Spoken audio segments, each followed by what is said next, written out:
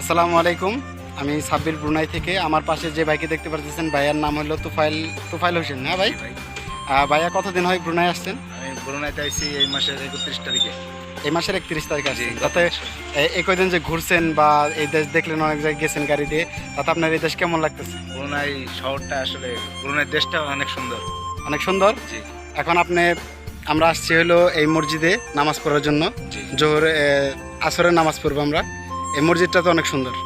জি অনেক সুন্দর মসজিদ। আচ্ছা ভাই, তো আপনার তো ভালো লাগতেছে না? জি ভাই